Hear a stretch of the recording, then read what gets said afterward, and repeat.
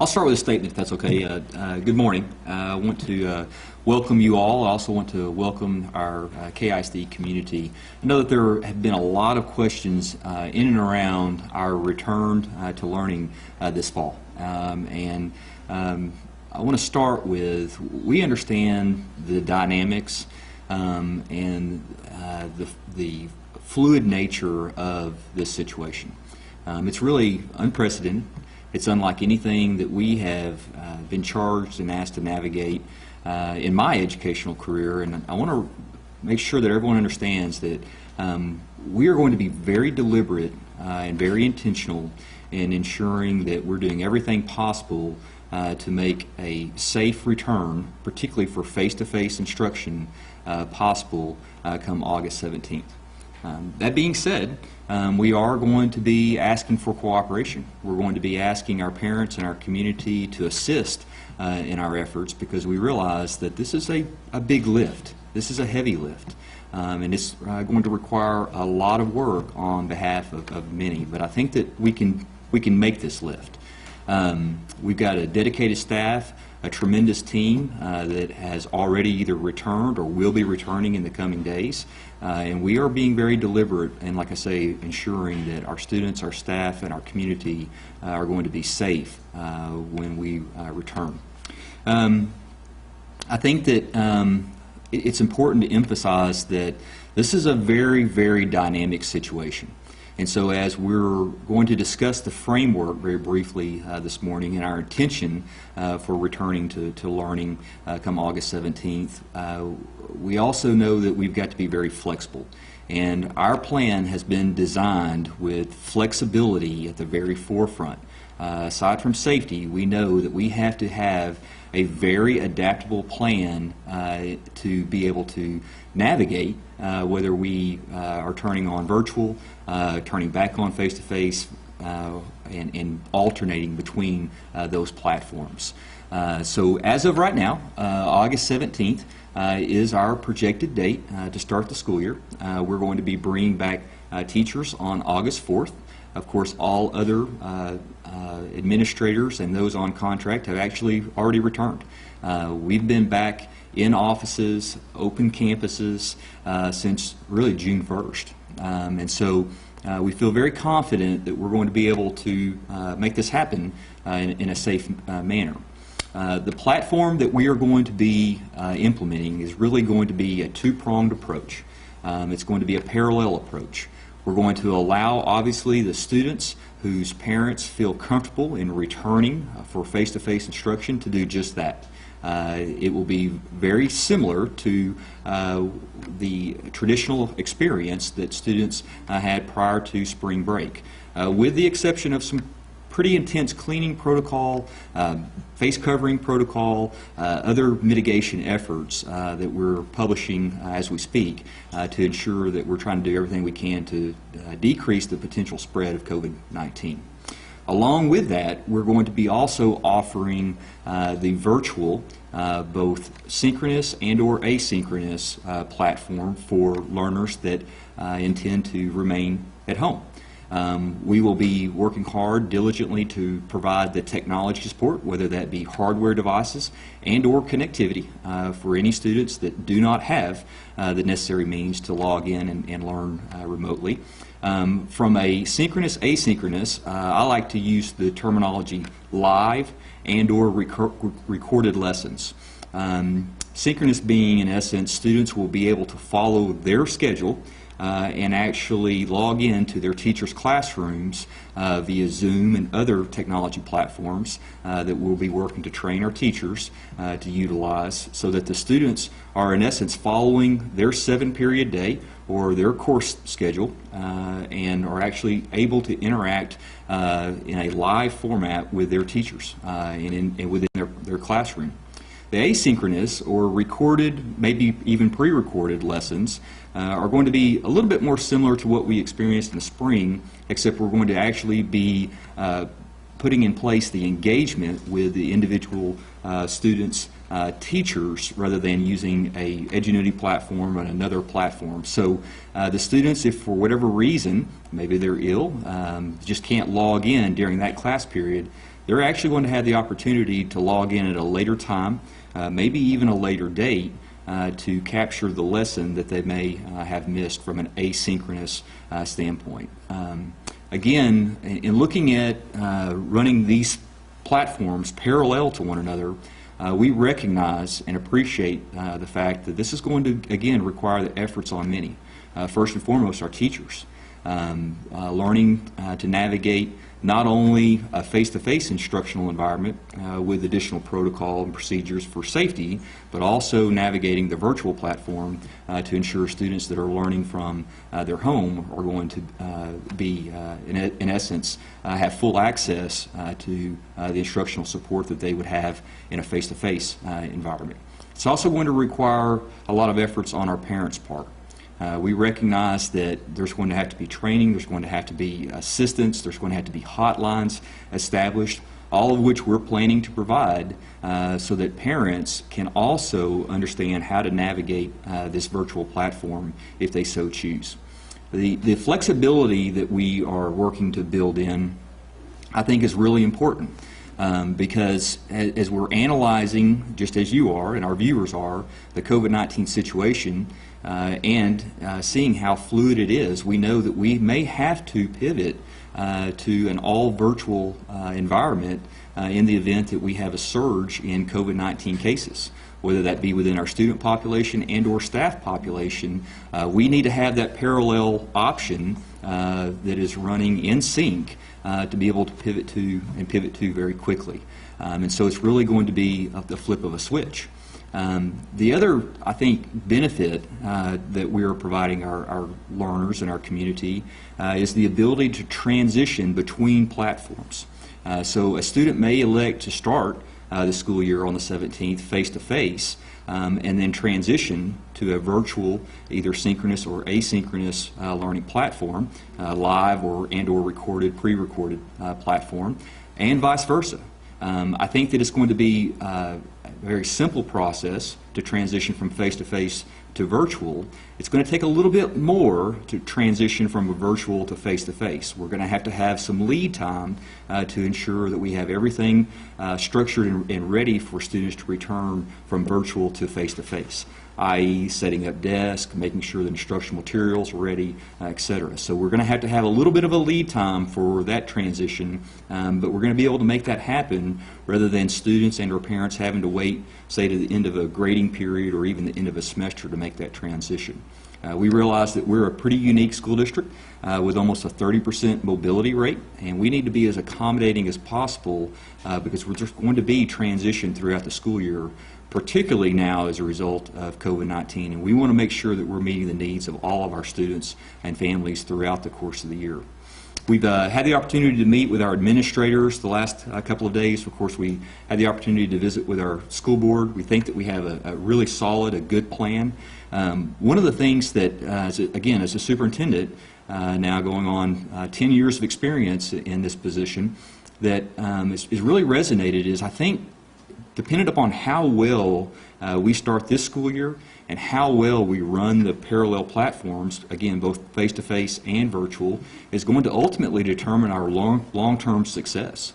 I do think that we're on the brink of making really significant changes in how we deliver instruction in the public education arena that are going to carry well beyond surges associated with pandemics and COVID-19. And so we're encouraging our staff to really put together a quality product because we realize that for it to be sustainable, we're going to have to be very flexible, we're going to be very accommodating, and we're going to be very thorough and deliberate in our planning and our implementation this fall.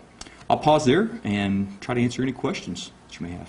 Yes? Can you elaborate a little bit on how your special needs program is going to be working? I know a lot of families have special needs students, and I don't know if this kind of plan is the same for all the programs or if there's a different plan for the special needs program.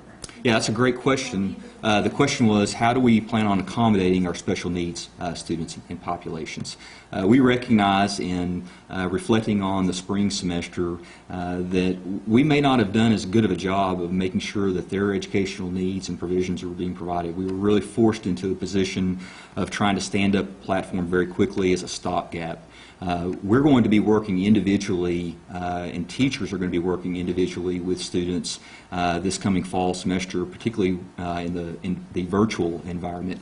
From a testing standpoint, from an assessment standpoint, we're going to be allowing, obviously, students to come in and interact socially distanced, face coverings, safety protocol put in place. That's going to be a little bit different than we were able to operate from in essence, all statewide lockdown situation. And so it's going to be a much more individual approach to ensure that our special populations and their educational needs are being provided for. Is there a window of time parents have to tell you that they want to go for the in-school or online learning? Oh, that's a great question. The question was there a window of time that we're asking parents, in essence, to commit to a virtual or face-to-face instructional environment? We're actually going to be launching an intent form on the 17th, so we'll be collecting that information from all of our registered families, and we are encouraging families with students that are intending to attend KISD schools, either virtually or face-to-face, to go ahead and register. That allows us access to an email to distribute an intent form that, in essence, we're asking parents to go ahead and provide us the information as to what is your intent come August 17th. Again, this is not an obligation. We realize that between now and August 17th, things may change, but it will give us an opportunity for a snapshot view as to what to expect as far as the number of students face-to-face, the number of students virtually, so that we can begin to plan accordingly. But the intent form, again, is not an obligation. We're going to try to be as flexible as we possibly can. I want to reiterate that the transition from virtual to face-to-face, we are going to have some lead time. So it's not going to be an immediate turnaround from a standpoint of virtual student wanting to attend face-to-face, the very next day is able to do so. We may have to have a couple of days to make appropriate preparations for that transition to occur.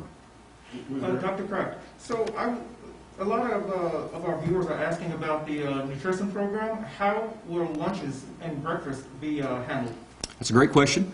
So breakfast and lunch programs are going to be very similar to what we were able to provide in the spring semester prior to spring break, with the exception that we are going to work to social distance in our cafeterias. We're also going to be thoroughly cleaning before and after lunch periods. We may have to extend lunch periods depending on the number of students attending face-to-face to try to provide that social distancing space. But we really feel like that by providing students the opportunity to access the cafeteria, we're probably going to run less risk rather than trying to self-contain students in individual areas of the building. That's going to be really difficult logistically to try to clean. Students learning virtually, we're also going to provide a grab-and-go meal program so that the students that are at the house learning online will have access to meals similar to what we were able to stand up after the closure this past spring. And so there'll be more information forthcoming as well. Great question. It seems like teachers either way don't have the option to be only virtual. How do you handle that for teachers who are not comfortable being back in the classroom at all? Great. The question was, again, staff, teachers not comfortable returning as a result of the pandemic. How do we plan on making those accommodations? Let me start with, yes, the expectation, just as all staff up to this point, is going to be expected to return to work unless they have applied for an accommodation and or COVID leave through our Human Resources Department. We're at an advantage from this aspect because we've actually had employees back in offices throughout the school district, whether it be school nutrition, maintenance, offices here in this building, as well as at the campuses, that in some cases have applied for accommodations, have applied for COVID-19 leave. It's been granted, and we've been able to make those accommodations. So we're going to handle each situation on a case-by-case basis because we recognize and realize there is not a catch-all. And as this program evolves, we're going to analyze, and it may be a situation in the future where we begin to designate virtual teachers or staff and face-to-face teachers and staff. Right now, it's really premature to try to make those determinations because we simply don't know how many students will be returning for face-to-face and how many students will be returning virtually. And then, of course, the ability to be able to, again, pivot if need be as a result of responding to the pandemic. So when we making the decision to return to in-person classes, cases were really low when you guys decided to close down last time and go to virtual. What's bringing you to the decision now with cases so much higher and continuing to rise, especially in Killeen? Well, let me begin with, as far as the option to determine whether to return face-to-face or not, that's really not a local education decision. It's been very clear that we are to provide face-to-face instructional opportunities to any and all students that are requesting that option. And so that's not an option first and foremost. I think that as we look at August 17th, again, we anticipate that there may be the ability to flex to some degree, extend the all virtual platform for a time period of maybe 3 weeks. Again, we're still waiting for that to be hashed out. I'm not going to rule that option out. I think a lot of that is going to be contingent upon what happens here in the coming weeks as we get closer to August 17th. Obviously, in and around the circumstances associated with the pandemic. So that's maybe a possibility. One of the things that we've been very, very diligent, and I'm sure that this has been to some degree frustrating, is taking time to make very deliberate decisions. Because one thing that I have realized early on is time is our most precious and valuable asset in making these types of decisions that are going to affect literally thousands of families. And so the more time and the more deliberate we can be in making those types of decisions, we're going to be. We're going to take that time and make sure that we're making very calculated and good, safe decisions so that our students and our parents and families and our community remain safe. For parents that are starting school this year for the first time, there's a lot of parents that are nervous already, but this will be the first year, say kindergarten. What would you say to parents that might be thinking about holding their kids out of kindergarten for now instead of putting them in school for the first time? That's a great question.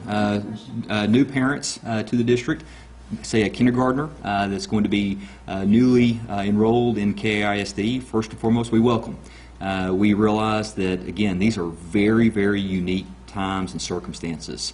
I will say this, and just as I articulated last night, having 2 teenagers in the school district, 1 middle schooler, 1 high schooler, and of course a spouse teaching in the district, I'm obviously personally very vested in these decisions. I understand the gravity associated with returning, particularly for face-to-face instruction.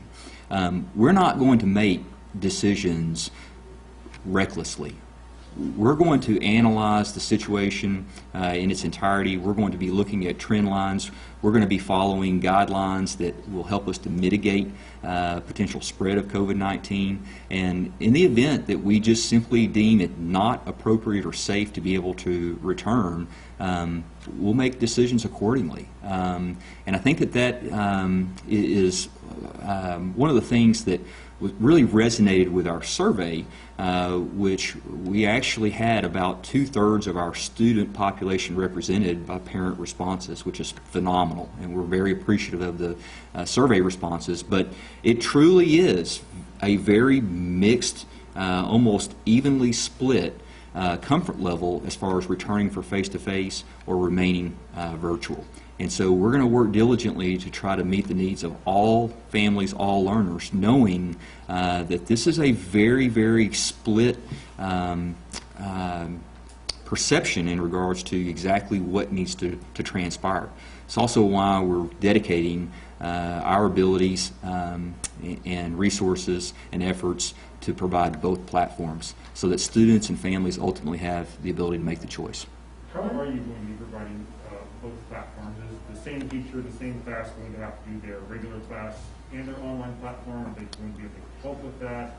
How are they going to manage that extra work? Yeah, it's a great question. So how will the same teacher be providing both the online as well as the face-to-face? Yes. That is our intent. The teachers will be able to utilize Zoom platform or the Zoom platform as well as Seesaw and some other technology platforms.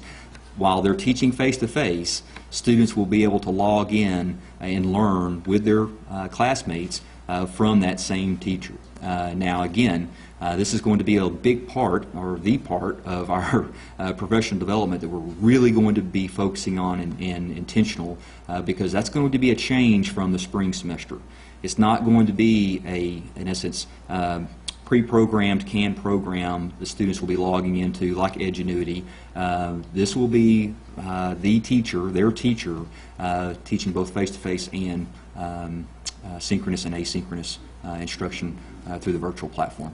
You talked about the intent form earlier. When will that be made available, and is there a deadline for parents to submit that? We're going to make the intent form. We'll be sending it out electronically on the 17th, beginning on the 17th. The window is going to close the 27th, so we're asking all parents to respond by the 27th. It won't be nearly as burdensome as the survey. The survey, we wanted to ensure that we were trying to cover all aspects, not just from a comfort level of returning, but what protocol procedures need to be put in place to ensure that parents, students are feeling safer, and staff are feeling safer upon returning. This intent form is going to be really very simple. Students' grade, the school that they will be attending, and then the intent, and then of course technology and or transportation needs. That's really going to be the extent of this intent form. And again, it's not an obligation. It's going to help us for planning purposes and to get a better idea of what to anticipate on both platforms as we prepare to return on the 17th. The 17th of August? Or July? I'm sorry, the 17th of 17th of July will open Friday, Okay. and then the 27th will be the closure date Also of July. of July. Okay. Thank you. I'm sorry. Thank As far you. as requiring masks, how is that going to work out? And for students who don't have them, are they going to be provided? Well, obviously, right now we're under an executive order from the governor's office mandating masks, face coverings should be worn if social distancing of 6 feet, for example, we're 6 feet in separation, thank you, is going to be required. Beyond that, we're going to be analyzing what type of protocol and mandates, procedures need to be put in place to ensure the safety of all of our students. So we will be following any executive lawful order that is in place, which we may have face coverings in place when we begin August 17th, and we'll be analyzing whether or not to extend further requirements from a local level at that point. I think that as we are looking at and analyzing very carefully all of our safety procedures and protocol, we're also having to look at what can be done, what can be implemented with fidelity. Because we can make a list of rules and regulations, but if they can't be implemented with fidelity, we're going to run into real problems. And so we want to make sure that any protocol, safety procedures that are being put in place, we can absolutely implement, and we're not making false promises. A lot of questions that I've been getting is about transportation. How is that going to work, and do you have enough staff and bus drivers to handle in-person classes while following CDC guidelines? So let me repeat the question. As far as the question, the provision of transportation, do we have enough staff to provide transportation as well as provide face-to-face instruction while following CDC guidelines? On the buses alone, how does that work? Are you able to keep social distancing and provide enough bus drivers to handle the flow of in-person classes? Okay, let me answer the question. Social distancing on buses first. I thought I heard some classroom questions in the initial question. TEA, the Texas Education Agency, has released most recent guidelines that, in essence, advise social distancing is not going to be required on buses. It depends on, to answer the question, it's really going to be dependent upon how many students, one, need transportation, and are returning for face-to-face instruction. This is part of the reason the intent form is going to be important in collecting that information to be able to make that determination. If and when and where possible, we're absolutely going to provide that 6 feet of social distancing to include on buses, but at this point I can't make that guarantee because we just don't know how many students are going to need transportation. We're hoping to have enough bus drivers in the sense that we're hiring. We initially had put a hiring freeze in place back in March, not knowing what this environment that we're now embarking upon was going to entail. And so we're hiring bus drivers, we're hiring appropriate staff to ensure that we're well prepared for both face-to-face as well as the virtual platform come August 17th. So could you tell us a little bit about how sports are going to work this school year? That is a great question. That was a question that was posed last night. It's a question that I attempt to answer every day. The question is sports. How does it work? What does it look like in the fall? And I'll just go ahead and say this, that at this point we're behind. We're already behind. While strength and conditioning camps have resumed again Monday and are operational at our high schools right now, we should be in the midst of selling season tickets, and we have not opened that process up simply because we don't know at this point whether we'll be playing and participating in sports to include football, marching band, fine arts, extracurricular activities come August 17th. We're anxiously awaiting further guidance and to see how this situation continues to evolve. I know that that's a really important part of the overall educational experience for our students, but at this time we just can't commit. There are obviously some great concerns in regards particularly to contact sports and activities that we're just going to have to wait and be given a little bit further guidance from both the University Interscholastic League, the Texas Education Agency, and of course CDC and other health entities. That's a challenging one. And it's not one that we're going to, again, take lightly. If we are given the green light and we feel that it's safe to do so, we're absolutely allow students that opportunity. But right now, we're really in a holding pattern. How will attendance be handled by the district? If a student, chooses to do in-person learning and then, say, has to be isolated due to either exposure to the virus or God forbid, a positive test of a student. Obviously I know there's attendance requirements and a certain number of absences they can have. How's the district going to handle that if those situations arise? It's another great question. The question was attendance. How will the district handle attendance? Particularly compulsory school attendance, students attending 90%, or the requirement of students to attend 90% of their scheduled coursework or class. For face-to-face instruction, it's going to be very much a traditional taking attendance as we have, so that we're very familiar with. That process we're very, very familiar with.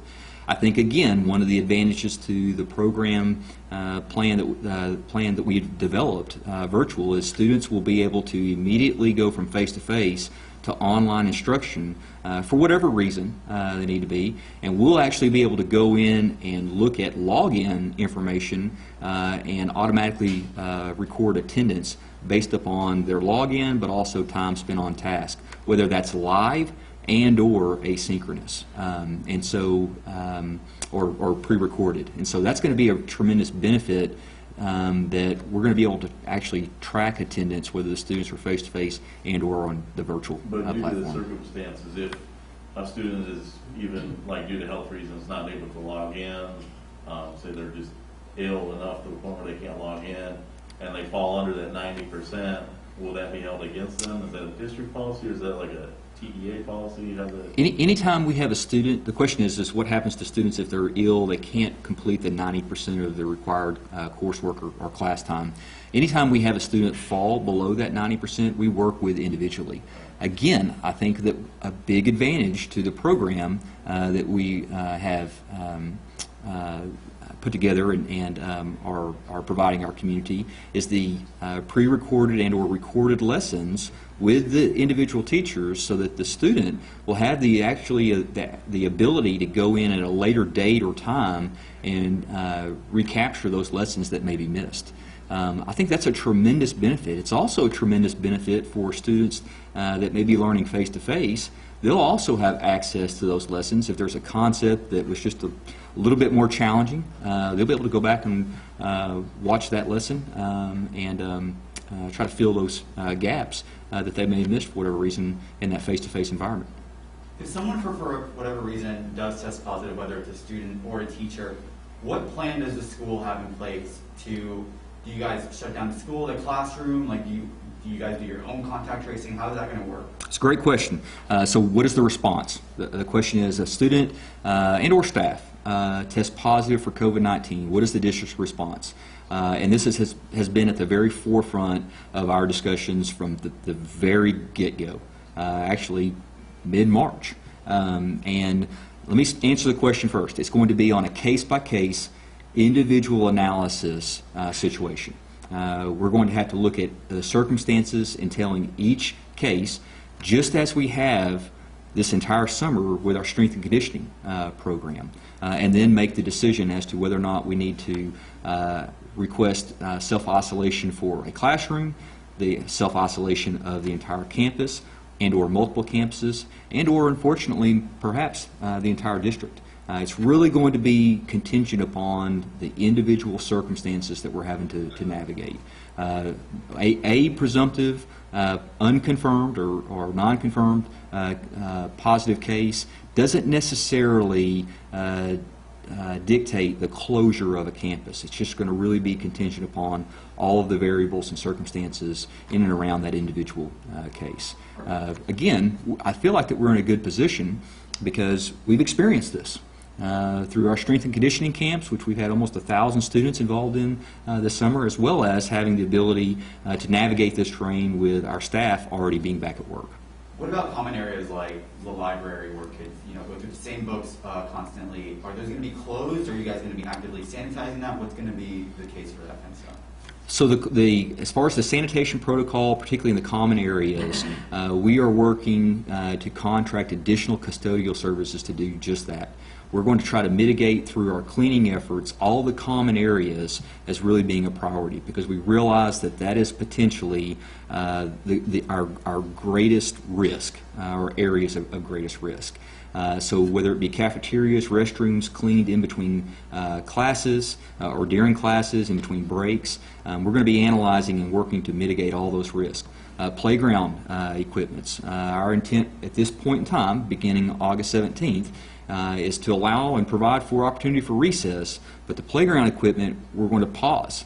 We're going to assess risk, and we're not going to allow students access to those playground equipment areas, because we realize that's going to be really difficult to clean in between every 15 or 20-minute recess period. So each and every common area within our campuses and our facilities are having to be assessed, and we're going to make the absolute best efforts possible to ensure we're mitigating through cleaning processes to control the potential spread. So playgrounds are closed, but if the libraries are going to stay open?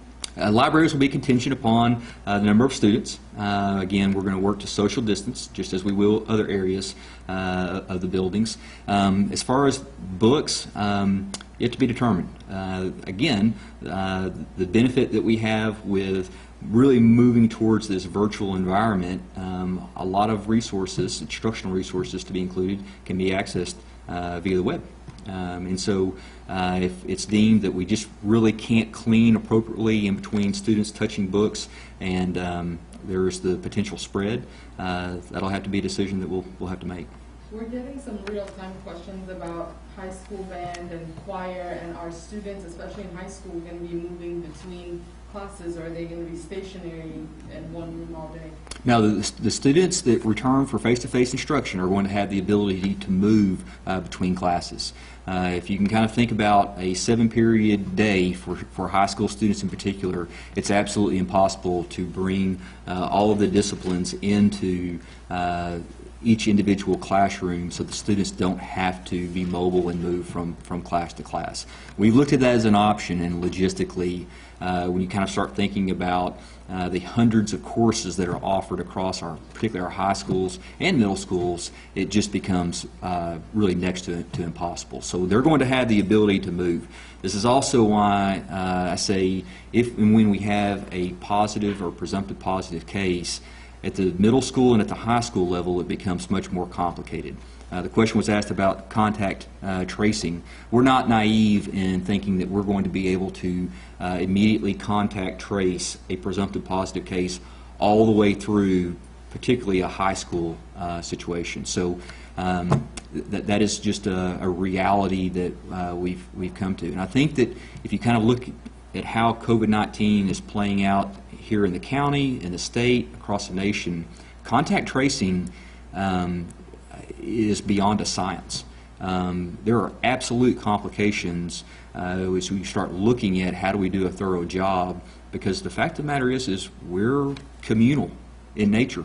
We are in environments just like we are this morning where you all are going to depart and you're going to probably go interview other superintendents and officials, and I'll be in and amongst other members with our staff and our community, and well, you can do the math. The exponential contact tracing just becomes really, really complicated. Last question. Is high school band and choir, I mentioned that, is that following the same protocol as athletics? It will be. They're going to be reached out. Our students are going to be reached out to in the coming weeks as far as returning to small group exercises. Again, we're taking a slower approach because we want to make sure that what we're doing is very deliberate. And like I say, we're going to provide those opportunities because we know that, like I say, we're following now a little bit further and further behind the more it's delayed. But we're going to have to make sure we're taking appropriate precautions. A prime example with our strength and conditioning camps, our students are wearing masks this week that are being required. I think that it's safe to say that our choir and band students at that time when they return are probably going to be required to wear a mask. And this is where, again, I'm very appreciative in advance of the cooperation that we're reaching out to our community, our parents in particular, because this is absolutely going to take a team effort. This is going to be a real test for our staff, for our students, as well as our community.